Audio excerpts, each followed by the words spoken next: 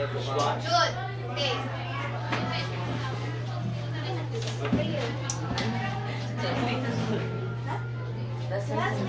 Classmates, are you ready? Yes, we are. Praise the Lord, and we thank you for the opportunity to study and prepare for the next life. Bless our lives, bless our parents, our fathers, and our bless our husbands, bless us,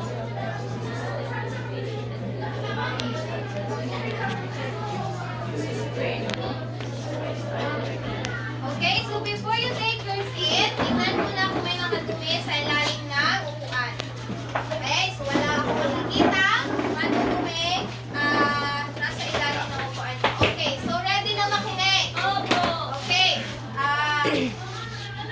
Jude, ano yung last topic natin nung last meeting? Saan? About saan? About saan yung meeting na topic natin last meeting? About? Okay, about relations. Okay, Jayla, ano naman yung last topic natin about sa relations? Jayla, Alam mo ka? ha? Ano yung topic natin? Last meeting. What about you, Marvin? Ano yan? About? Tapos, so, Ano ba yun? About saan? quartile. Okay, about sa quartiles. What about Kenneth? Ano yung last topic natin? Absent? Ay nako, dapat pag absent, mag-a-ask sa mga schoolmates kung ano yung topic natin. Okay, so ang topic natin last meeting ay relations, the quartiles, ano pa yun? Meron pa tayong last na topic noon. Ha? Properties? About the polygons. Okay, so today, we are going to discuss about the converting the rational number from fraction to decimals. So, ito yung topic natin, ha? Okay. Okay, please read everyone. Converting rational number from fraction to Okay, decimal. so yan ang gagawin natin for today, ang lesson natin. Kapag sinabi daw na rational, ano ba yung idea or na ano nyo dyan sa topic natin today? Ha? Meron tayong tinatawag na itong 10, 100, ay 1,000, and so on. So kapag tens, ano ba yung pag-pronounce na or pagbasa natin siya? Tens, okay, tens, 100, 1,000, or so on. Okay, so magbibigay ako ng halimbawa sa tens natin. Okay, kapag sinabi ko, for example, 8 and 10, so paano ba yung gagawin natin or i-translate natin into decimal? Okay, so this is a fraction, right? Tama ba? Okay, so paano daw natin siya gagawin into decimal? Okay, who wants to answer? Sino? Nan? Marvin, paano daw siya? Ano, ma'am? So, 8, ma'am. Okay, stand up. Stand up. Saan? Zero, ma'am. Zero. Right. Eh, dito mo ilalagay. Dito. Apo. Walang marker. Okay, ito. Right?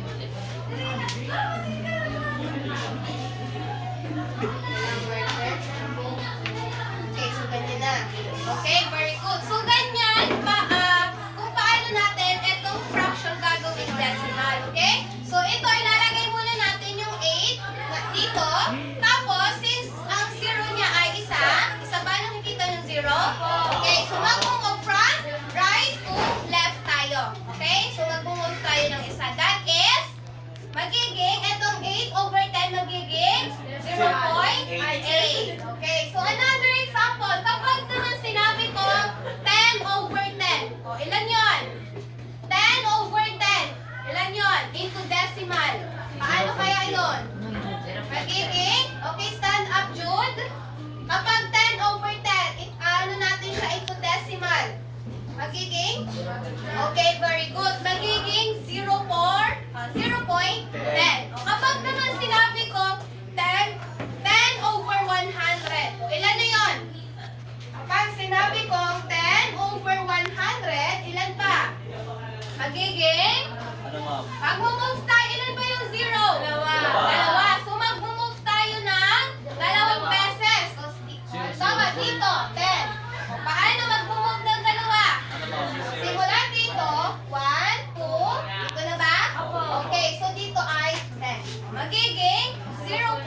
10 pa rin naman siya. Okay, kapag ito naman 8 over 100, magiging ilan siya?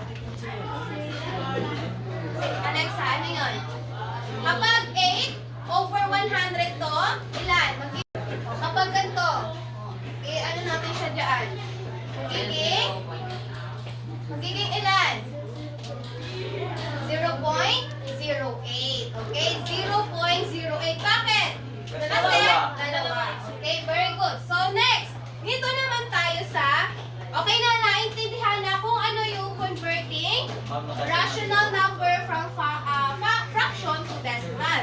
So, dito naman tayo, paano naman daw kapag, okay, eto naman dito, converting rational numbers from decimal to fraction. Okay, so paano naman daw dyan ang gagawin natin?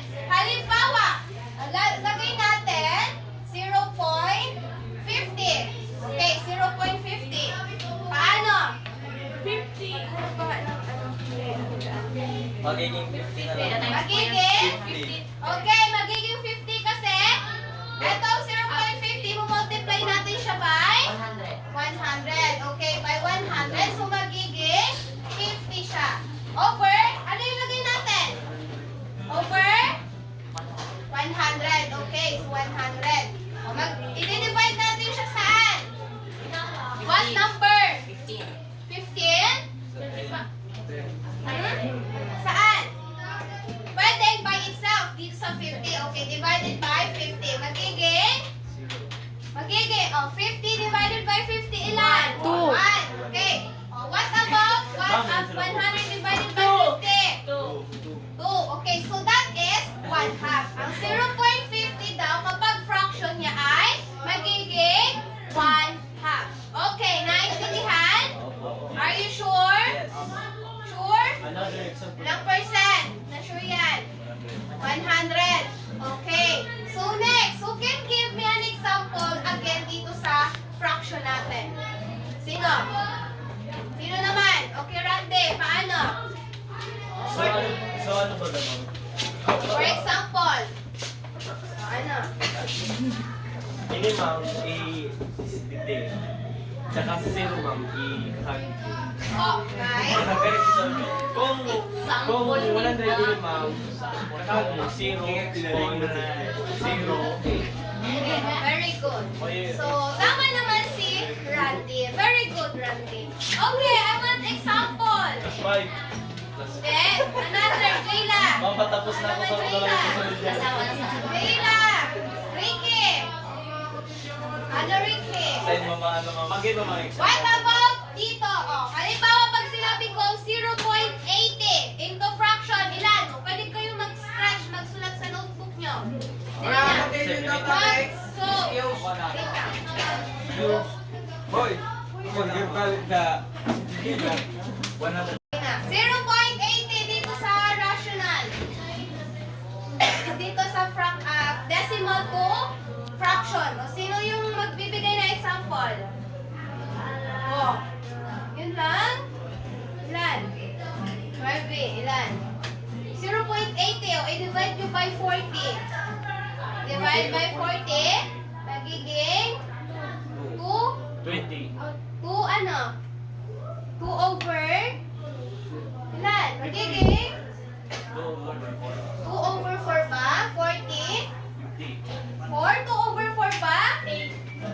8? Yung 100 i-divide sa 40, ilan? Ilan? 2. Okay, so 2, that is 2 over 2. Okay, very good. So, naintindihan na. Clear? Naintindihan na kung ano yung sa converting rational number from fraction to decimal, and then converting rational numbers from decimal to fraction. Gets na? Sa example pa ba? Another example. So, ang gagawin nyo, since naintindihan na, Ikaw mo ng topic na sa grade 2. makinig na muna. Okay, so since naintindihan na, isulat sa note, sa mga papel nyo, ito. Okay? You are going, dalawang activity lang. Okay? Only 2 activity para sa mga hindi nakapag-1 over, okay, yan lang. Bilis na. Oh. Bilis. Ma'am, hindi ko pa nagigits dyan sa version. Dito? Opo. Halimbawa, Ma'am, 8 dito dito. po, ma'am. Dito? Ay, dito? Opo. Okay, pag ganito, 50, i-divide mo siya, pwedeng 25, pwedeng 50. Okay, para makuha mo siya fraction. Okay? Pati ito, i-divide mo din siya. 100? Ha? Tapos po 100 sa ano? Sa hindi po sa baba. Ako, laging 100 siya. Okay? So, laging 100 natin siya i-divide. Bilis na para, so after your activity, itong dalawa lang yan, susulat nyo tong assignment to be submitted sa akin later. Okay? Or tomorrow. Ma'am, tapos na ako yan eh. Oo, magtitig na. Okay? So, okay na?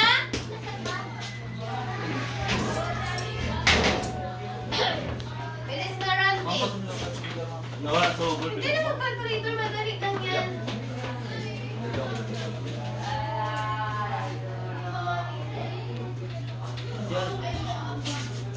Pwede po ma'am, excuse me, so ano, Opo, wait lang. Okay, so sige na. Akin na yung mga papel. Finish or not finish, please pass your paper. Bilis na. Akin na. Bilis na, akin na. Tama na yan, sige na. And then, later, i-copy nyo yung assignment para later, tomorrow. Okay? Mamaya. Ma'am. Stop na. Sige na,